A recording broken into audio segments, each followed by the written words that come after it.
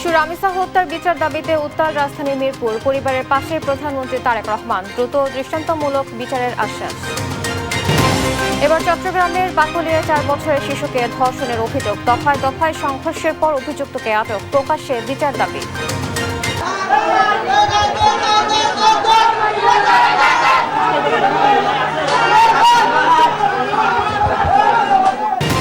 কর্তৃত্ববাদী শাসন প্রতিষ্ঠা করতে বিচার বিভাগে হস্তক্ষেপ সরকারের। অভিযোগ জামায়াতের। বিনিয়োগ টানতে ব্যর্থ বিএনপি। মন্তব্য নাহিদের। বাজেটে দেশি বিদেশি বিনিয়োগ বাড়িয়ে সামষ্টিক অর্থনীতিকে চাঙ্গা করার উদ্যোগ। স্থিতিশীল পরিবেশ ও জ্বালানি নিরাপত্তা নিশ্চিতের তাগিদ। রোদ বৃষ্টিতে নষ্ট হচ্ছে বরগুনা পৌরসভার 10 কোটি টাকার গাড়ি। অপ্রয়োজনে বরাদ্দ দেয় আওয়ামী লীগ সরকার। অর্থ আত্মসাতের অভিযোগ। পাবনায় আবাসিক হোটেলগুলো যেন অপরাধী নিরাপদ স্থান। একের পর এক হত্যাকাণ্ড। প্রশাসনের নাকের ডগায় চলছে অনৈতিক কাজ। এবং সমৃদ্ধ ইউরেনিয়াম ইরানেই থাকবে। কঠোর বার্তা মোস্তফা খামেনির। হরমুজ প্রণালীর 22,000 বর্গ কিলোমিটার নিয়ন্ত্রণে রাখার দাবি। দেখছিলেন সুপারবোর্ড সংবাদ শিরোনাম। সংবাদ সকালের সঙ্গে আছি আমি আয়েশা বুবলি। এবার বিস্তারিত। রাজধানীর পল্লবীতে ধর্ষণ ও হত্যার শিকার শিশু রামিসার বাসায় গিয়ে পরিবারকে সমবেদনা জানিয়েছেন প্রধানমন্ত্রী তারেক রহমান। শোকার্ত পরিবারের সদস্যদের সান্ত্বনা দেওয়ার পাশাপাশি রামিসার বড় বোনের ভবিষ্যতের সম্পূর্ণ দায়িত্ব নেয়ার ঘোষণা দেন তিনি। একই সঙ্গে এই নৃশংস হত্যায় দ্রুত বিচারের প্রয়োজনীয় পদক্ষেপ নেয়ার আশ্বাস দেন। নৃশংস হত্যাকাণ্ডের শিকার শিশু রামিসার পরিবারের সঙ্গে দেখা করতে বৃহস্পতিবার রাতে মন্ত্রিসভার বৈঠক শেষে রাজধানীর পল্লবী এলাকায় যান প্রধানমন্ত্রী তারেক রহমান। রাত 10টার দিকে রামিসার বাসায় পৌঁছান তিনি। বিচার আমরা আগে করতে চাই। প্রধানমন্ত্রীর আগমনকে কেন্দ্র করে রামিসার বাসভবন ও আশপাশের এলাকায় বিশেষ নিরাপত্তা ব্যবস্থা জোরদার করা হয়। সাক্ষাতের সময় তার সঙ্গে আরো উপস্থিত ছিলেন স্বরাষ্ট্রমন্ত্রী সালাউদ্দিন আহমদ, আইনমন্ত্রী মোহাম্মদ আসাদুজ্জামান, যুব ও ক্রীড়া প্রতিমন্ত্রী আমিনুল হক সহ আরো অনেকে। এ সময় প্রধানমন্ত্রী শোকাহত পরিবারের প্রতি গভীর সমবেদনা জানান ও সদস্যদের ধৈর্য ধরার আহ্বান জানান। নৃশংস হত্যা দ্রুত বিচারের প্রয়োজনীয় পদক্ষেপ নেওয়ার আশ্বাস দেন সরকার প্রধান। এই অন্যায়ের সাথে যে জড়িত তার বিচার আমরা আগে করতে চাই। তার বিচারের ব্যবস্থা আমরা আগে করতে চাই। এইটা আমরা আগে প্রথমে করতে চাই। আপনাদেরকে শক্ত থাকতে হবে, ধৈর্য ধরতে হবে, ওর দিকে তাকে শক্ত থাকতে হবে। এক সন্তান আল্লাহ নিয়ে গেছে, আরেক সন্তান আপনার কাছে আছে, ওর কথা মনে করে সাক্ষাৎ শেষে সাংবাদিকদের মুখোমুখি হন স্বরাষ্ট্রমন্ত্রী সালাউদ্দিন আহমদ। এ সময় তিনি জানান শিশু ধর্ষণ এবং হত্যার মতো ঘৃণ্যতম অপরাধে দ্রুত বিচার সম্পন্ন করতে প্রয়োজনে আইনি সংস্কার আনবে সরকার। শিশু ধর্ষণ এবং হত্যা অথবা শুধুমাত্র শিশু ধর্ষণ যাই হোক, এই সমস্ত অপরাধের ক্ষেত্রে যাতে খুব দ্রুততার সাথে এবং সংক্ষিপ্ত সময়ে চার্জশিট দেওয়া যায় এবং বিচার কার্য সম্পন্ন করা যায়, সেজন্য যদি আইনে আরও কিছু পরিবর্তন আনতে হয় সে বিষয়ে আইনমন্ত্রী এখানে আছে, তিনি আজকে কথা দিয়েছেন। ক্যাবিনেট মিটিংয়ে আমাদের একটা আলোচনা হয়েছে, তিনি সেই বিষয়ে আইনি সংস্কারও সাধন করবেন। দ্রুত দোষীদের সর্বোচ্চ শাস্তি নিশ্চিতের আশ্বাসও দেন স্বরাষ্ট্রমন্ত্রী। শায়লা খান, দেশ টিভি, ঢাকা।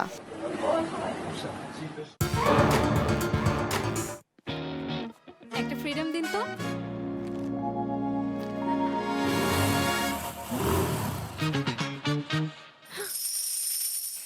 ফ্রিডম নিয়ে এলো স্কুটি নাকি গোল্ড অফার। স্টিকারে থাকা কিউআর কোড স্ক্যান করে প্যাকের ভেতরের কোডটি দাও আর প্রশ্নের উত্তর দিয়ে জিতে নাও স্কুটি অথবা গোল্ড কয়েন।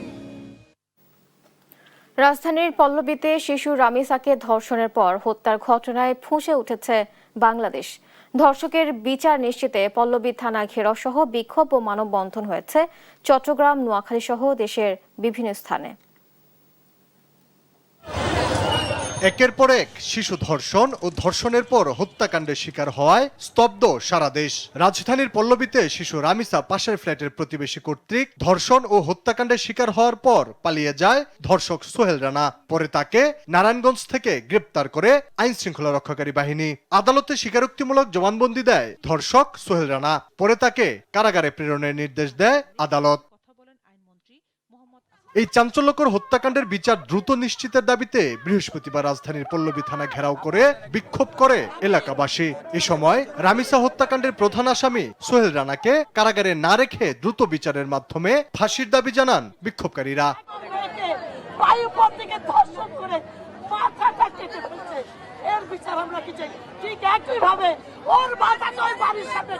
বিচার চাচ্ছি মৃত্যুদণ্ড। এখন মৃত্যুদণ্ড আপনারা যদি জনতার হাতে তুলে দিতে চান তাহলে দিতে পারেন, আর যদি তা না দিতে চান তাহলে এখন সবাই স্মার্টফোন চালায়, মোবাইলে দেখবে যেন ফাঁসি হয়েছে। এটা এই নৃশংস ঘটনার বিচার দাবিতে নোয়াখালী জেলা প্রশাসক কার্যালয়ের সামনে বিক্ষোভ মিছিল ও মানববন্ধন করে নোয়াখালীর সর্বস্তরের জনগণ। এই সময় শিশুদের নিরাপত্তা নিশ্চিত করতে সরকার ও আইন শৃঙ্খলা রক্ষাকারী বাহিনীকে আরো কঠোর ভূমিকা পালনের আহ্বান জানান তারা। শিশু রামিসাকে নৃশংসভাবে হত্যা, সন্ত্রাস সহ সারা দেশে আইন শৃঙ্খলা পরিস্থিতির অবনতি ও দোষীদের শাস্তির দাবিতে মানববন্ধন করেছে বাংলাদেশ জামায়াত ইসলামীর মহিলা বিভাগ। আলী আক্কাস, আকাশ, দেশ টিভি, ঢাকা।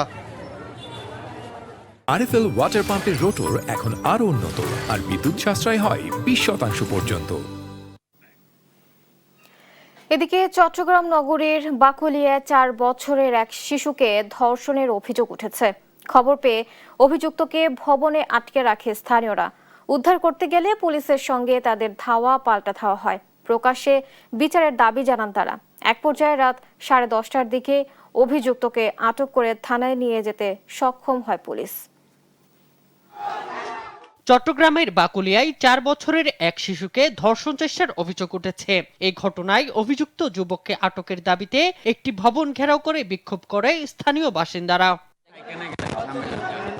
স্থানীয়রা অভিযোগ করেন, বৃহস্পতিবার বিকেলে উপজেলার চেয়ারম্যান ঘাট এলাকায় একটি ডেকোরেশনের কর্মচারী মনির হোসেন 4 বছরের ওই শিশুকে দোকানে ডেকে নিয়ে ধর্ষণের চেষ্টা করেন। পরে বিষয়টি জানাজানি হলে লোকজন অভিযুক্তের বাসা ঘিরে বিক্ষোভ করতে থাকেন। খবর পেয়ে পুলিশ ঘটনাস্থলে গিয়ে ঘটনায় জড়িত ডেকোরেশনের কর্মচারীকে আটক করে, কিন্তু থানায় আনার পথে বিক্ষুব্ধ লোকজন পুলিশের গাড়ি আটকে দেয়।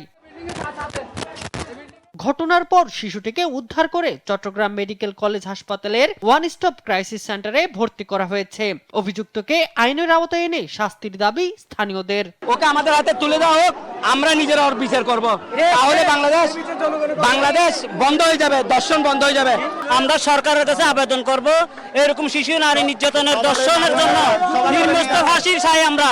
3 ঘন্টা ধরে বোমা নিপিট করতেছে, গুলি করতেছে। আমরা অনেকজন আহত হয়েছে, অনেকদের মেডিকেল, কিন্তু আমরা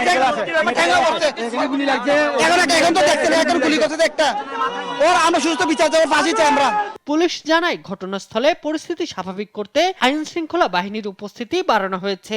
ব্যক্তিকে চট্টগ্রাম মেডিকেল কলেজে পাঠানো হয়েছে। আমরা যতটুকু তথ্য প্রমাণ পেয়েছি, সে এই ঘটনার সাথে সে জড়িত।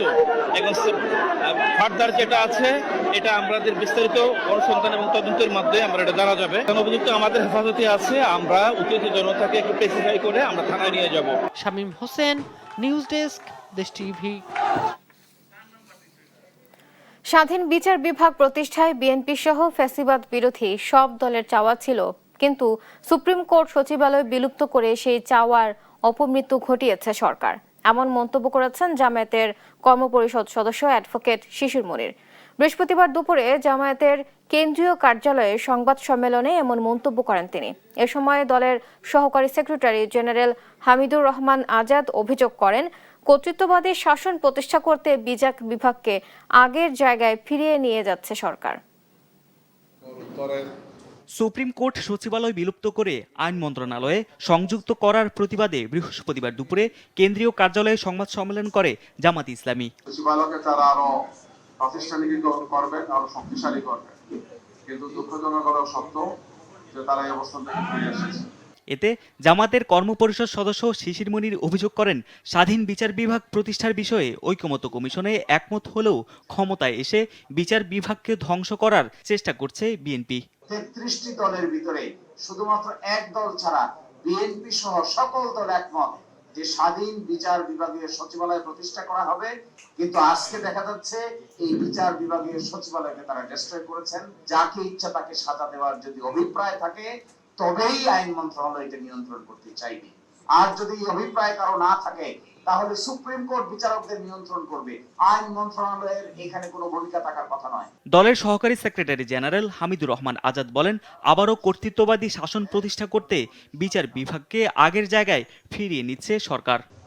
সবকিছুর মূল উদ্দেশ্য হচ্ছে রাষ্ট্রের মধ্যে একটা কর্তৃত্ববাদ পুনরায় প্রতিষ্ঠা করা এবং বিগত ফ্যাসিস্ট আমলে যে পদ্ধতিতে সরকার ও রাষ্ট্র পরিচালনা করা হয়েছে, বর্তমান সরকারও প্রতিটি ধাপ এবং পদক্ষেপে সেদিকে ফিরে যাচ্ছে। বিচার বিভাগের স্বাধীনতা রক্ষায় জামাত রাজপথে থাকবে বলেও জানান তিনি। জনগণের প্রতি দায়িত্ব আমাদের আছে, কমিটমেন্ট আছে, প্রতিশ্রুতি আছে। সেই জায়গা থেকে আমরা অবশ্যই রাজপথে অন্যান্য দাবি আদায়ের আন্দোলনের সাথে এটা নবযুক্ত হবে ইনশাআল্লাহ। তারেক মাহমুদ সুজন, দেশ টিভি, ঢাকা। আমরা দেশ বিদেশি বিনিয়োগকারীদের আকৃষ্ট করতে ব্যর্থ বিএনপি। ঋণখেলাপি, অর্থ পাচার ও দুর্নীতির সঙ্গে জড়িত ব্যবসায়ীদের উপদেষ্টা কমিটিতে নিয়োগ দিয়ে বিনিয়োগকারীদের আস্থা অর্জন করা যাবে না বলে মন্তব্য করেছেন জাতীয় নাগরিক পার্টি এনসিপির আহ্বায়ক নাহিদ ইসলাম। বর্তমান সরকারের সমালোচনা করে দলের নেতারা বলেন, এনসিপি ক্ষমতায় গেলে কর ব্যবস্থা সংস্কার করা হবে। আগামী বাজেটের রূপরেখা নিয়ে আলোচনা করতে রাজধানীর কাকরাইলে ছায়া বাজেটের আয়োজন করে এনসিপি। বাজেটে কর্মসংস্থান, বিনিয়োগ ও সংস্কারের অগ্রাধিকার দিতে দলের শীর্ষ নেতারা ছাড়াও অংশ নেন পেশাজীবী, অর্থনীতিবিদ সহ বিশিষ্টজনেরা। প্রত্যেককে কৃতজ্ঞতা জানাই। আয়োজনে শুভেচ্ছা বক্তব্যে আখতার হোসেন বলেন, লুটেরাদের নয়, বাজেট যেন হয় জনসাধারণের। কর্মসংস্থান ও কর প্রসঙ্গে বর্তমান সরকারের কঠোর সমালোচনা করে নেতারা বলেন, এনসিপি ক্ষমতায় গেলে কর ব্যবস্থা সংস্কার করা হবে।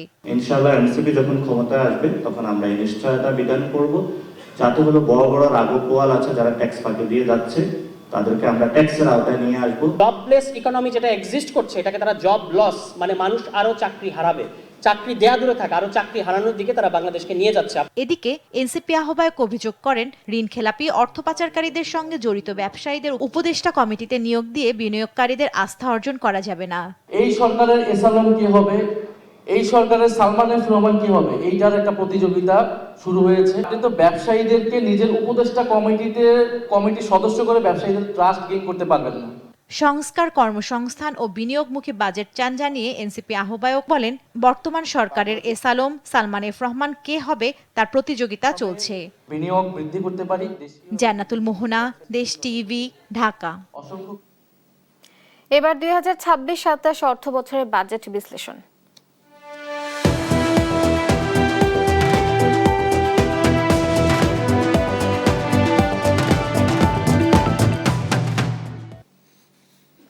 দুই 2026-27 অর্থ বছরের বাজেটে দেশি বিদেশি বিনিয়োগ বাড়িয়ে সামষ্টিক অর্থনীতিকে চাঙ্গা করার উদ্যোগ নেওয়া হয়েছে। এজন্য বাজেট প্রস্তাবে জিডিপির 31.4% বিনিয়োগে আনার পরিকল্পনা সরকারের। পাশাপাশি নির্বাচনী প্রতিশ্রুতি অনুযায়ী আগামী বাজেটে কর্মসংস্থানকে সর্বোচ্চ প্রাধান্য দেওয়া হবে। বিশেষজ্ঞরা বলছেন, অর্থনীতির গতি ফেরাতে বিনিয়োগ প্রবৃদ্ধি বাড়ানোর বিকল্প নেই। তবে এক্ষেত্রে কার্যকর নীতি, স্থিতিশীল পরিবেশ এবং জ্বালানি নিরাপত্তা নিশ্চিত করা জরুরি। আরাফাত ইসলামের রিপোর্ট।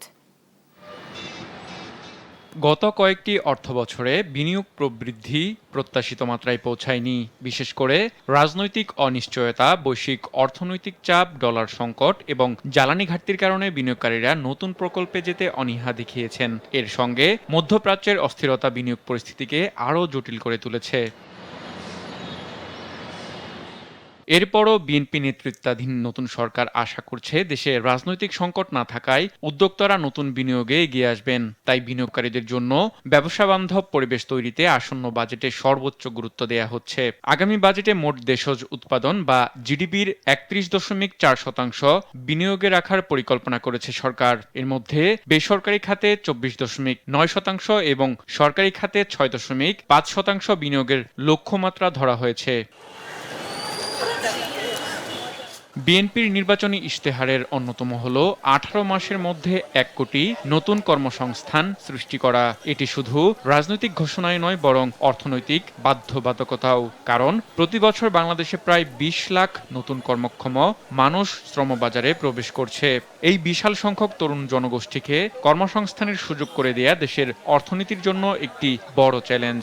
আগামী অর্থ বছরকে সরকারকে হয়তো বিগত কয়েক বছরে বিনিয়োগ প্রবৃদ্ধি নিম্নগামী থাকায় বিনিয়োগ বাড়াতে ব্যবসার খরচ ও করের চাপ কমানোর পরামর্শ অর্থনীতিবিদদের। পাশাপাশি বেসরকারি খাতের ঋণ প্রবাহ যেন বাধাগ্রস্ত না হয়, সেজন্য সরকারকে ব্যাংক ঋণের নির্ভরতা কমিয়ে রাজস্ব আয় বাড়ানোর তাগিদ দিয়েছেন তারা। করে যে বিভিন্ন রকমের হয়রানি, তো সেটার জন্য মানে আসলে বাজেটে এমনভাবে আসলে নীতিগত নির্দেশনা থাকতে হবে যে যাতে করে হয়রানি না হয়। সরকার যাতে অতিমাত্রায় ব্যাংক ঋণ নির্ভর না হন, কেননা এটা যদি হয় তাহলে দেখা যাবে বেসরকারি খাতের ঋণ প্রাপ্তির ক্ষেত্রে সেটা কষ্টকর হবে এবং ব্যয়বহুল হবে। এছাড়া বিদেশি বিনিয়োগ বাড়াতে নিরবিচ্ছিন্ন জ্বালানি সরবরাহ এবং দুর্নীতিমুক্ত ব্যবস্থাপনা নিশ্চিত করার কথাও বলেন বিশেষজ্ঞরা। ল্যান্ড অ্যাকুইজিশন বিশাল একটা সমস্যা, যে তারা কিন্তু ল্যান্ড প্রকিউর করতে পারেন না। হয়তো তারা অনুমোদন পেলেন, কিন্তু অনুমোদন পাওয়ার পরে যে আসলে কারখানা স্থাপন করা, সেখানে অনেক সমস্যা, তো সেগুলো দূর করতে হবে। আনইন্টারাপ্টেড যে জ্বালানির সাপ্লাই, এটা যেন বিদেশি বিনিয়োগকারীরা শুরুর প্রথম দিন থেকে পান, তাহলেই কেবলমাত্র আমরা আশা করতে পারি যে বিনিয়োগগুলো আগামী দিনে হয়তো আস্তে আস্তে বাংলাদেশে আসতে শুরু করবে। অর্থনীতিবিদরা জানান, আগামী দিনে রাজনৈতিক ও অর্থনৈতিক স্থিতিশীলতার পাশাপাশি বিনিয়োগের পরিবেশ কেমন থাকবে তার উপরই বিনিয়োগ প্রবৃদ্ধি নির্ভর করবে। এই মুহূর্তে আসলে পলিটিক্যাল টেনশনটা নেই। আরাফাত ইসলাম, দেশ টিভি, ঢাকা।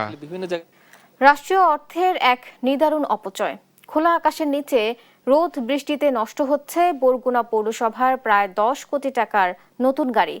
দেশ টিভির অনুসন্ধানে উঠে আসে এসব গাড়ি বিগত সরকারের আমলে অপ্রয়োজনে বরাদ্দ দেয় স্থানীয় সরকার মন্ত্রণালয়। সচেতন নাগরিকদের অভিযোগ, এসব গাড়ি প্রকল্প দেখিয়ে কোটি কোটি টাকা আত্মসাৎ করে একটি মহল। বরগুনার বিবি কমপ্লেক্সে খোলা আকাশের নিচে পড়ে আছে নতুন নতুন গাড়ি। অনুসন্ধান বলছে, কোনো রকম মাঠ পর্যায়ের সমীক্ষা ছাড়াই কেবল প্রকল্প দেখানোর উদ্দেশ্যে বিগত আওয়ামী আমলে স্থানীয় সরকার মন্ত্রণালয় থেকে একের পর এক বরগুনা পৌরসভায় পাঠানো হয় অপ্রয়োজনীয় গাড়ি। দীর্ঘ 8 বছরেও এসব নতুন গাড়ি ব্যবহার হয়নি। খোলা আকাশের নিচে থাকায় রোদ বৃষ্টিতে নষ্ট হচ্ছে এসব গাড়ি। এতে রাষ্ট্রের কোটি কোটি টাকায় কেনা এসব গাড়ি জনগণের কোনো কাজেই আসছে না। রাষ্ট্রীয় অর্থের এমন অপচয় নিয়ে প্রশ্ন তুলেছেন স্থানীয়রা। এগুলো পরে শুধু নষ্ট হচ্ছে, এগুলো রাষ্ট্রের কোনো কাজে আসে না, পৌরবাসীর কোনো কাজে আসে না। আলটিমেটলি কিন্তু এই টাকাগুলো আমাদের নাগরিকদেরই, কারণ যা ক্ষতি হওয়ার আমাদের নাগরিকদের হচ্ছে। 10 কোটি টাকার উপরের গাড়ি আছে, চোখের সামনে এইভাবে সম্পদ নষ্ট হতে দেখলে খারাপ লাগে, কারণ এই টাকা তো আমাদের, এই জনগণের টাকাই তো এই গাড়িগুলো কেনা। এই গাড়িগুলোর যদি ব্যবহার উপযোগী করতে হয় তাহলে পৌর কর্তৃপক্ষের নজর দিতে হবে এবং প্রয়োজনীয় পদক্ষেপ গ্রহণ করতে হবে। তাছাড়া কিন্তু একদম এই গাড়িগুলো মাটির সঙ্গে মিশে যাবে। সচেতন নাগরিকরা বলছেন, পৌরসভায় গাড়ি বরাদ্দ দেওয়ার আগে প্রয়োজন চাহিদাপত্র, কিন্তু এসব গাড়ি বরাদ্দের ক্ষেত্রে মানা হয়নি কোনো নিয়ম। তাদের অভিযোগ, শুধুমাত্র একটি মহলের কোটি কোটি টাকা অর্থ আত্মসাতের উদ্দেশ্যেই বরাদ্দ দেয়া হয় গাড়ি। স্বার্থান্বেষী মহল তারা আসলে এই গাড়িগুলো এখানে চাপিয়ে দিয়েছে এবং এর পিছনে হয়তো কোটি কোটি টাকা তারা আত্মসাৎ করেছে। চাহিদাপত্র আগে পাবে, তারপরে গাড়িগুলো দেওয়া উচিত, নইলে এভাবে চাপিয়ে দেওয়া হলে হয়তো অর্থ লোপাট হবে, জনগণের কোনো উপকারে আসবে না, পৌরসভারও কোনো উপকারে কিন্তু এটা আসেনি। যদিও পৌরসভায় অলস পড়ে থাকা এসব গাড়ি পৌরবাসীর কল্যাণে ব্যবহারের আশ্বাস দিয়েছেন পৌর প্রশাসক। আমি প্রশাসকের দায়িত্ব নেওয়ার পরে এই আপনার মাধ্যমে এই বিষয়টা অবগত হলাম। আমাদের বরগুনা পৌরসভা এরকম যদি অব্যবহৃত গাড়ি থেকে থাকে, এগুলোকে ব্যবহার করে কিভাবে নাগরিক সেবা নিশ্চিত করা যায় এবং নাগরিকদের সুবিধাগুলো নিশ্চিত করা যায় সেভাবে আমরা প্রয়োজনীয় ব্যবস্থা নেব। বরগুনা পৌরসভায় বিভিন্ন ধরনের 24টি গাড়ির মধ্যে ব্যবহার হচ্ছে মাত্র 6টি। ফারজানা আফরোজ টুম্পা, নিউজ ডেস্ক, দেশ টিভি। লোডশেডিং কিংবা তীব্র গরমে ওয়ালটন রিচার্জেবল ফ্যান থাকলে থাকবে শুধু বাতাস আর বাতাস। একদিকে সড়ক দখল, অন্যদিকে রশিদহীন খাজনা আদায়, সব মিলিয়ে রাজশাহী সিটি কর্পোরেশনের সাধারণ মানুষের দুর্ভোগ যেন স্থায়ী রূপ নিয়েছে। প্রশাসনের চোখের সামনে প্রকাশ্যে চলছে এসব অনিয়ম। আর সিটি কর্পোরেশনের দাবি অতিরিক্ত খাজনা আদায় বন্ধে কমিটি করা হয়েছে। সড়ক জনগণের চলাচলের জন্য, কিন্তু সেটি এখন পরিণত হয়েছে বাজারে। রাজশাহী সিটি কর্পোরেশন এলাকার সাগরপাড়া, সাহেববাজার 0 পয়েন্ট, লক্ষ্মীপুর এলাকায় সড়ক দখল করে প্রতিদিন বসছে বাজার। সিটি কর্পোরেশন সেই বাজারে খাজনা আদায় করতে দিয়েছে ইজারা। সিটি কর্পোরেশন থেকে খাজনা আদায় নির্ধারিত 8 টাকা থেকে সর্বোচ্চ 20 টাকা পর্যন্ত দোকান ভেদে খাজনা নিতে পারবেন ইজারাদার, কিন্তু আদায় করা হচ্ছে 40 থেকে 200 টাকা পর্যন্ত। রসিদ ছাড়া খাজনা আদায়ে ক্ষোভ বাড়ছে ব্যবসায়ী ও সাধারণ মানুষের মধ্যে। আগে দিতাম 20 টাকা করে, ওটা 20 টাকা আপনার রসিদ দিত, আর এখন 40 টাকা নিচ্ছে, 40 টাকা কোনো রসিদ নাই। আমরা দুই বাধ্য হয়ে মনে করেন আমরা আসি ব্যবসা করতে, ডাক বেশি নিছে, খাজনা বেশি। আমরা গরিব মানুষ কোথা পাবো টাকা, এত টাকা ইনকাম তো সেরকম ভাবে তো হয় না, ব্যাপারটা বুঝে। এখন তো সিটি আবার ডাক দিচ্ছে, এটাতে 7 লাখ টাকা দিয়ে কিনেছে, সে কি এমনি ছেড়ে দিবে বলেন? দিনের পর দিন সড়ক দখল করেই চলছে বাজার, ফলে ব্যাহত হচ্ছে যান চলাচল, বাড়ছে দুর্ঘটনার ঝুঁকি। সবচেয়ে বেশি দুর্ভোগে পড়ছেন সাধারণ মানুষ। সবারই সমস্যা, বাচ্চাদের নিয়ে যাওয়া, লোকে বাজার চালু করতে হয়, রাস্তাঘাটে অনেক সময় অ্যাক্সিডেন্টও হয়ে যায়। রাস্তার উপরে যানজটাতে হচ্ছে, মানুষের চলাচল খুব অসুবিধা হচ্ছে। যাওয়া আসা থেকে শুরু করে যেভাবে রিক্সা পায়ে গায়ে লেগে যায়, রিক্সাতে বিভিন্ন সমস্যা। গাড়ি দুই পাশ দিয়ে চলাচল করছে, এতে মানুষজন আমরা কিন্তু বিপদের সম্মুখীন হচ্ছি, প্রায় দুর্ঘটনা ঘটছে। ব্যবসায়ীদের অভিযোগ, স্থানীয় প্রভাবশালী একটি চক্রের মাধ্যমে চলছে খাজনা আদায় কার্যক্রম। সিটি কর্পোরেশনের প্রশাসক জানিয়েছেন তিনিও এমন অভিযোগ পেয়েছেন, ব্যবস্থা নিতে কমিটি করে দিয়েছেন। আমাদের কাছে যেগুলো মেসেজগুলো আসছে, আমরা চাই যে নির্দিষ্ট যেটি আইন আছে, আইনের মধ্যে দিয়ে রাজশাহী সিটি কর্পোরেশন পরিচালিত। ইনশাল্লাহ আমি খুব দ্রুত সময়ের মধ্যে আরও একটি এই কমিটি যেন শক্তিশালী কমিটি হয়, বিতর্কিত যেন কেউ না করতে পারে, সেটা আমি চেষ্টা করব। একদিকে সড়ক দখল, অন্যদিকে রসিদহীন অতিরিক্ত খাজনা আদায়, সব মিলিয়ে সাধারণ মানুষের দুর্ভোগ যেন স্থায়ী রূপ নিয়েছে। প্রশ্ন উঠছে, প্রশাসনের চোখের সামনেই কিভাবে চলছে এই অনিয়ম। কাজী শাহেদ, দেশ টিভি, রাজশাহী।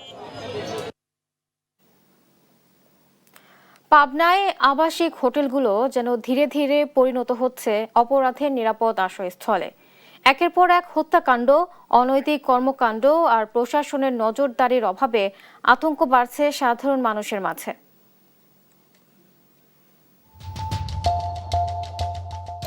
পাবনা শহরের লাকি বোর্ডিং 2024 সালের 31 আগস্ট রাতে এই হোটেলে সংগঠিত হয় একটি হত্যাকাণ্ড।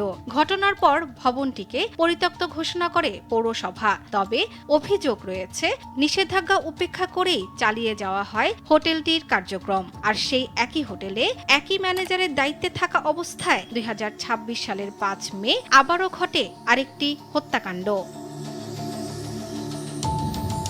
স্থানীয় ব্যবসায়ীরা বলছেন, শহরের কয়েকটি আবাসিক হোটেলে দীর্ঘদিন ধরেই চলছে নানা অনৈতিক কর্মকাণ্ড, কিন্তু প্রশাসনের কার্যকর তদারকি ও নিয়মিত অভিযান না থাকায় এসব অপরাধ বন্ধ হচ্ছে না। আমরা যে এখানে থাকি তার উপরে একটা অসামাজিক কার্যকলাপ হয়, এটা আমাদের কাছে একটা লজ্জার বিষয়। ব্যবসা করি, বসে থাকি, চোখ দিয়ে দেখি অনেক মানুষ উপরে যাতায়াত করে, এটা চোখে দেখতে আবার নিজেরা খারাপ লাগে, কিন্তু আমরা মুখ থেকে কিছু বলতে পারিনি। পুলিশ আসে, প্রশাসন আসে, দেখে শোনে, চোখ কান সবারই খোলা আছে, কোনো এর প্রতিবাদ হয় না। পুলিশ জানিয়েছে বিষয়টি গুরুত্বের সঙ্গে দেখা হচ্ছে এবং দায়ীদের বিরুদ্ধে দ্রুত আইনগত ব্যবস্থা নেওয়া হবে।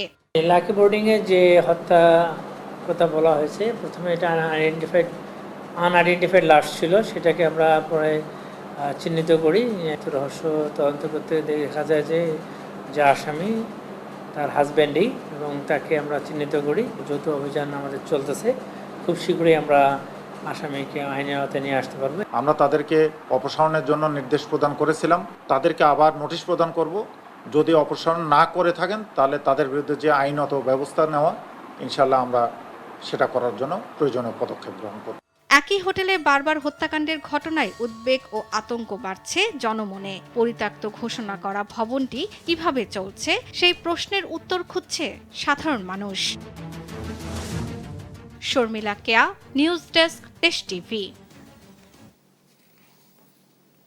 নড়াইলে দুটি গুরুত্বপূর্ণ সেতুর নির্মাণ কাজ দীর্ঘদিনেও শেষ না হওয়ায় চরম ভোগান্তিতে পড়েছেন কয়েক লাখ মানুষ। জেলা শহরের সঙ্গে সহজ যোগাযোগ নিশ্চিত করতে নেওয়া প্রকল্প দুটি এখন ধীর গতির কারণে স্থানীয়দের ক্ষোভের কারণ হয়ে দাঁড়িয়েছে। নড়াইল সদরের ফেদিবাজার, রায়গ্রাম এবং লোহাগড়া উপজেলার নদলি বাজার, চণ্ডীবরপুর এলাকায় নির্মাণাধীন 2 সেতুর কাজ শুরু হয় কয়েক বছর আগে।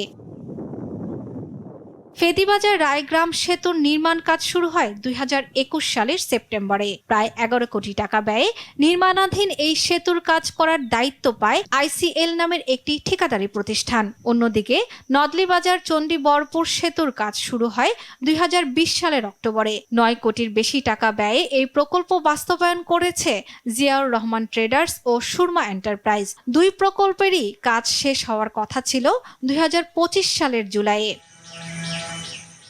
স্থানীয়দের অভিযোগ, দীর্ঘ সময় ধরে কাজের ধীর গতি, মাঝে মধ্যেই বন্ধ থাকে নির্মাণ কার্যক্রম। 4 জন 3 জন 2 জন করে, আবার 15 দিন 1 মাস কেউ করে না। অনেক কন্ট্রাক্টর আসে, এখানে যায়, আসে যায়।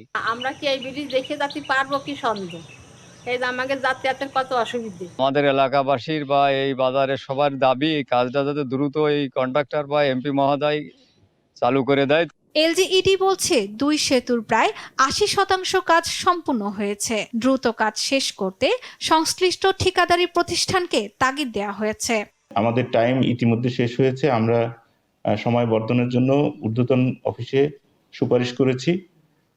একটি ব্রিজে, যেটি হচ্ছে নলদি বাজারে, এখানে আমাদের কিছু ভেরিয়েশন প্রয়োজন আছে, সেটাও আমরা প্রস্তুত করছি। কাজ দ্রুত শেষ হলে জেলার 2 উপজেলার মানুষের দীর্ঘদিনের দুর্ভোগ কমবে এবং জেলা শহরের সঙ্গে সরাসরি যোগাযোগ ব্যবস্থাপনায় নতুন গতি ফিরবে বলে আশা স্থানীয়দের।